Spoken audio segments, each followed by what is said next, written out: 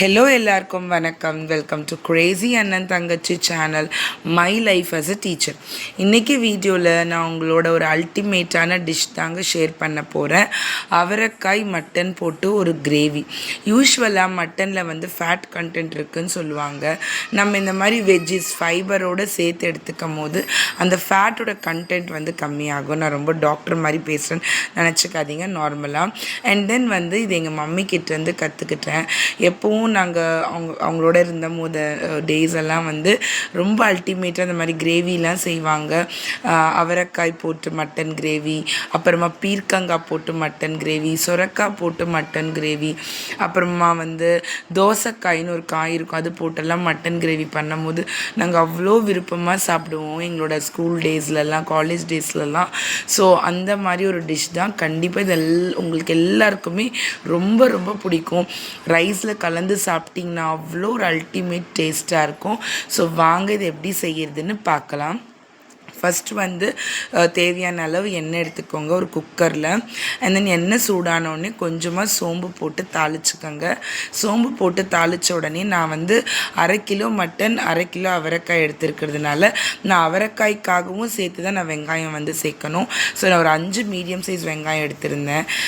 And then வெங்காயம் பொரிஞ்சிட்டே இருக்கட்டும். நான் எப்போவுமே இஞ்சி பூண்டு விழுதோடங்க பச்சை மிளகாய் ஆட் பண்ணிப்பேன். ஏன்னா அது அந்த ஃப்ளேவர் வந்து கொஞ்சம் நல்லா நம்மளுக்கு தூக்கி கொடுக்கும். ஸோ இஞ்சி பூண்டு பச்சை மிளகாய் போட்டு நல்லா பேஸ்ட்டாக அரைச்சி எடுத்துகிட்டு வந்தாச்சு. ஸோ வெங்காயம் வந்து நல்லா கேரமலைஸ் ஆகிடணுங்க, நல்லா ப்ரௌன் கலர் வந்துடணும். அப்போ தான் வந்து நம்மளுக்கு அந்த கிரேவின்றது வந்து நம்மளுக்கு கொஞ்சம் கலந்து வரும். நான் அந்த 5 வெங்காயத்துக்கு வந்து ஒரு 7 தக்காளி எடுத்திருக்கேன். ஏன்னா நம்ம வெறும் மட்டன் கிரேவி மட்டும் பண்ண போகிறது கிடையாது, நம்ம அவரைக்காவும் சேர்க்கறதுனால நம்ம அதுக்கேற்ற மாதிரி தான் யோசிச்சு வந்து நம்ம கிரேவி பிளான் பண்ணிக்கணும். ஸோ நான் வந்து இப்போ மிளகாத்தூள் சேர்த்துட்டேன். நான் எப்போவும் சொல்கிற மாதிரி தான் இந்த தூள் வந்து ஆல் இன் ஆல் ஒன் தான். கிரேவி, சாம்பார் எல்லாத்துக்குமே சூப்பராக இருக்கும். இது என்னோடய வீடியோவில் இருக்குது, ஷார்ட்ஸில் இருக்குது, போய் பாருங்கள். ஸோ வந்து நான் இஞ்சி பூண்டு விழுது ஃபஸ்ட்டு மிளகாத்தூள் போட்டு நல்லா பொரிச்சிடணுங்க. அப்போ தான் வந்து சிம்மில் வச்சு பண்ணணும். ஃபாஸ்ட்டில் வச்சுட்டிங்கன்னா மிளகாத்தூள் வந்து அதாவது வந்து ரொம்ப ஃப்ரை ஆகிடும். ஸோ சிம்மில் வச்சுட்டு வந்து நல்லா மிளகாத்தூள் பொரிச்சிட்டு அதுக்கப்புறம் இஞ்சி பூண்டு விழுது போட்டு நல்லா பொரிச்சுக்கணும். இப்போ நான் என்ன செய்ய போகிறேன்னா, இந்த ஜார்லேயே தக்காளியை வந்து ஒரு சின்னதாக பல்ஸில் போட்டு எடுத்துக்க போகிறேன். நான் எப்போவுமே வந்து தக்காளி பீசஸாக போட மாட்டேன். ஏன்னா பசங்க சாப்பிடும் போது ஒரு சமயத்தில் அந்த தோல் வந்து எடுத்து வைக்கிற மாதிரி சூழ்நிலை வரும். ஸோ எப்போவுமே வந்து நான் இப்படி தான் செய்வேன். ஸோ தக்காளியை வந்து பல்ஸ் மோடில் போட்டு நம்ம அதை வந்து ஒரு பியூரி மாதிரி, ரொம்ப பியூரியில் ஒரு கொஞ்சம் எப்படி சொல்கிறதுனா கொஞ்சம் தெகுராக இருக்கிற மாதிரி நம்ம அரைச்சி எடுத்துக்கலாம். இது வந்து கொஞ்சம் சின்ன ஜாருன்றதுனால வந்து நான் எல்லா 7 தக்காளியும் போட முடியல. அதனால் வந்து நான் 2 தடவையாக போட்டு பல்ஸில் போட்டு எடுத்துகிட்டு வந்துக்கிட்டேங்க. அதுக்குள்ளேயே வந்து இந்த மசாலா எல்லாமே வந்து நல்லா வந்து பொரிஞ்சு நம்மளுக்கு வரும். அந்த இஞ்சி பூண்டு விழுது, இந்த நம்ம போட்ட மிளகாத்தூளெல்லாம் வந்து ஃபஸ்ட்டு ரவுண்ட் நான் பல்ஸில் போட்டுட்டு அதை வந்து கொஞ்சம் சேர்த்துட்றேன். அண்ட் தென் செகண்டையும் வந்து ஒரு 3 தக்காளி மிச்சம் இருந்தது, அதையும் வந்து நான் போயிட்டு பல்ஸில் போட்டு எடுத்துகிட்டு வந்துடுறேன். அப்போ வந்து நம்ம ஏன் இந்த மாதிரி பண்ணுறோன்னா, கிரேவின்றது வந்து நம்மளுக்கு கொஞ்சம் நல்லா கிடைக்கும். அந்த ரீசனுக்காக தான். ப்ளஸ் சாப்பிடும் போதும் பசங்க வந்து ஒரு டிஸ்டர்பன்ஸ் இல்லாமல் சாப்பிடுவாங்க. அதுவும் ஒரு ரீசனுக்காக தான் வந்து இந்த மாதிரி பண்ணுறது. நம்ம அதுக்குள்ளேயே சைட் பை சைடு என்ன பண்ணிக்கலாம்னா, மட்டனை வந்து நல்லா வாஷ் பண்ணி எடுத்து வச்சுக்கலாம். ஸோ இந்த தக்காளி நம்ம பொரிஞ்சிருச்சுன்னா நம்ம அடுத்தது வந்து மட்டன் தான் சேர்க்கணும். ஸோ இந்த தக்காளி வந்து நம்ம சேர்க்கும் போது கொஞ்சம் நல்லா டைம் கொடுக்கணும். கொஞ்சம் வந்து அது வதங்கிறதுக்காக நம்ம கொஞ்சம் டைம் கொடுத்தா தான் வந்து அந்த மசாலாவோட இந்த தக்காளி கிரேவிலாம் சேர்ந்து வரும். தக்காளி வந்து ஒரு அட்லீஸ்ட் ஒரு 5 மினிட்ஸ் ஆச்சும் நம்ம நல்லா வந்து வதக்கிக்கணுங்க. அப்போ தான் வந்து அந்த தக்காளியோட பச்சை வாசனை நம்மளுக்கு போகும். இப்போ வந்து நம்ம தேவையான அளவு சால்ட் சேர்த்துடலாம். சால்ட்டு வந்து நீங்கள் கொஞ்சம் கூட சேர்த்துக்கங்க. ஏன்னா வந்து அவரைக்காய் இல்லைன்னா நம்ம அவரைக்காய் சேர்க்கும் போது கூட நம்ம பார்த்து கூட அட்ஜஸ்ட் பண்ணிக்கலாம். ஸோ பார்த்து சால்ட்டு சேர்த்துக்கங்க.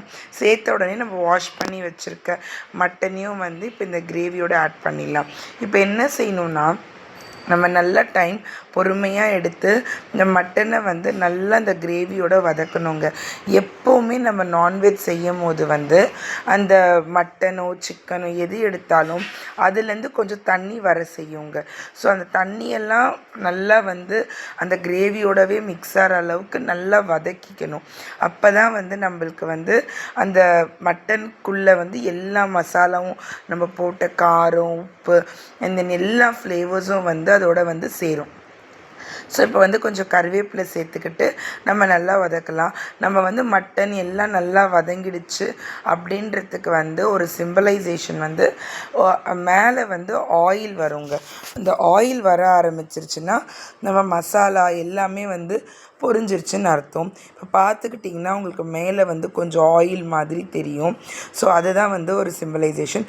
அண்ட் தென் பச்சை மிளகாய் ஆனியனில் வதக்கும் போதே வந்து நம்ம பச்சை மிளகாய் போட்டோன்னா பச்சை மிளகாய் ரொம்ப சுருங்கி போயிடும், நம்மளுக்கு தெரியாது.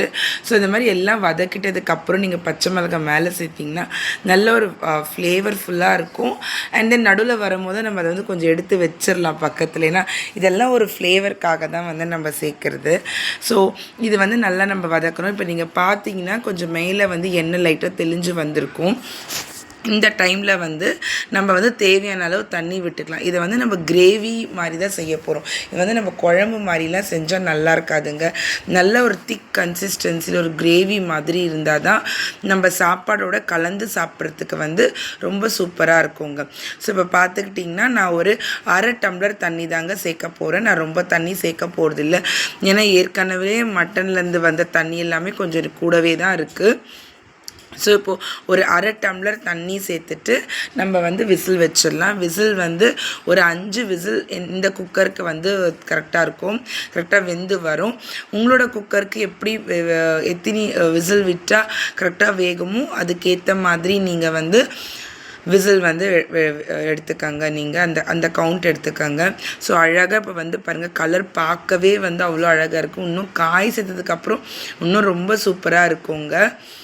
இப்போ வந்து தண்ணி ஆட் பண்ணிவிட்டு குக்கர் மூடி வச்சிடலாம் நம்ம.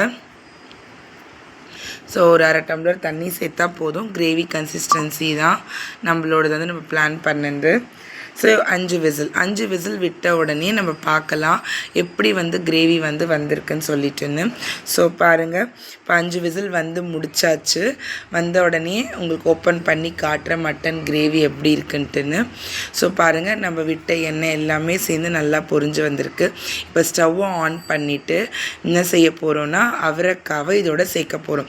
ஏன்னா அவரைக்காய் ஃபஸ்ட்டே சேர்த்துட்டோன்னா ரொம்ப விசில் விடும் போது குழஞ்சு போயிடும். நம்மளுக்கு காய் வந்து அழகாக அதில் தெரியணுங்க, அப்போ தான் நல்லாயிருக்கும்.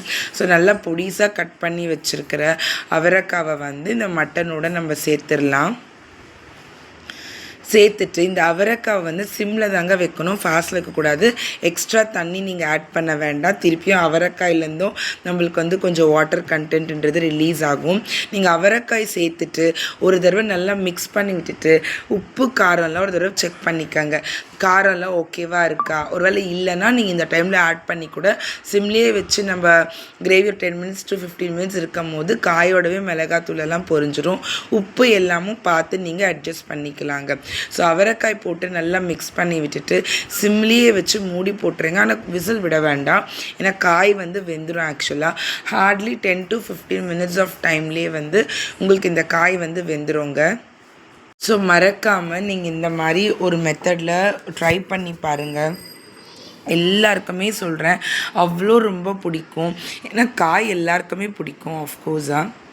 ஸோ இதோட நம்ம மட்டன் சேர்க்கும் போது நம்மளுக்கு வந்து எப்படி இருக்கும்னா நம்மளுக்கு அந்த காய்கறியில் இருக்கிற நல்ல விஷயங்களும் கிடைக்கும், ப்ளஸ் மட்டனில் இருக்கிற அந்த நல்ல விஷயங்களும் கிடைக்கும். ப்ளஸ் ஃபேட்டுன்ற மட்டன்னா ஃபேட்டு அது வந்து ரொம்ப சாப்பிடக்கூடாதுன்னுவாங்க. ஸோ அப்போ எப்போவாச்சும் ஒருத்தங்க ஒரு ஒரு ஆசையில் சாப்பிட்டா கூட இந்த மாதிரி காய் ஆட் பண்ணி சாப்பிடும் போது உங்களுக்கு வந்து அதோட பாதிப்பு வந்து ஜாஸ்தி இருக்காது. ஸோ மட்டன் சிக்கன் சில பேர் சாப்பிடவே மாட்டாங்க. ஸோ மட்டன் எடுத்துக்கிறவங்க வந்து ஆசையாக இருக்குது ஒரு 2 பீஸ் சாப்பிடணும் போது இந்த மாதிரி காயெல்லாம் நம்ம சேர்த்து சாப்பிடும் போது அந்த மட்டனில் இருக்க ஃபேட் எப்படி ஆகும்னா டைல்யூட் ஆகிடும், ரொம்ப கான்சன்ட்ரேட்டடாக இருக்காது. ஸோ மறக்காமல் நீங்கள் இந்த மாதிரி ஒரு தடவை ட்ரை பண்ணி பாருங்கள். நான் மற்ற வெஜிடபிள்ஸ் சேர்த்தும் எப்படி பண்ணணுன்றதை நான் கட்டாயமாக வீடியோவாக உங்களுக்கு செஞ்சு நான் அப்லோட் பண்ணுறேன். இப்போ பாருங்கள், நம்ம விட்ட அவரைக்காய் எல்லாமே நல்லா அந்த கிரேவியோட கலந்து மட்டன் அவரைக்காய் எல்லாம் ரொம்ப அல்டிமேட்டாக சூப்பராக வந்திருக்கு பாருங்கள். இப்போ நம்ம அதுக்கு கார்னிஷ் பண்ணிடலாம். கொத்தமல்லியும் புதினாவும் சேர்த்து நம்ம கார்னிஷ் பண்ணி இறக்கிடலாம்.